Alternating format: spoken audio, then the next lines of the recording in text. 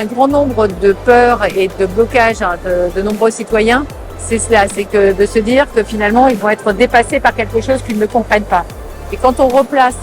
l'IA dans ce que ça peut faire, dans les bienfaits que ça peut apporter, là sur le salon on voit que ça va de la santé, dans l'industrie, dans la cosmétique, dans l'éducation, dans tous les domaines. Et quand on arrive à faire toucher ça du doigt aux citoyens,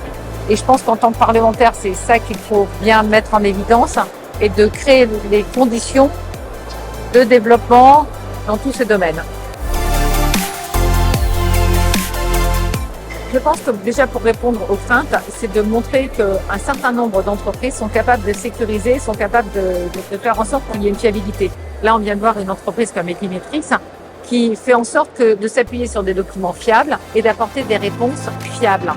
Ce qu'on peut attendre de l'IA générative, c'est qu'un maximum de personnes s'emparent de cet outil, parce qu'en effet, l'IA générative est bien un outil et pas quelque chose qui nous vient comme ça et qui va agir toute seule. On voit quand même, grâce à des salons comme ici, qu'on a des entreprises qui fiabilisent l'IA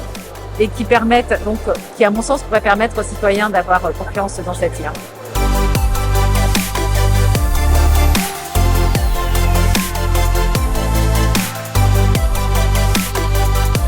Et donc je trouve que c'est extrêmement utile, intéressant de travailler ensemble sur ces sujets dans un collectif large, un collectif qui aujourd'hui est un collectif français, mais on vient d'annoncer aujourd'hui qu'on ouvrait finalement ce collectif à un forum plus large, plus international.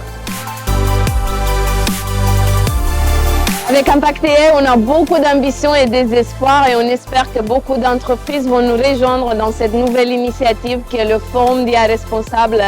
au niveau européen. Donc avoir plus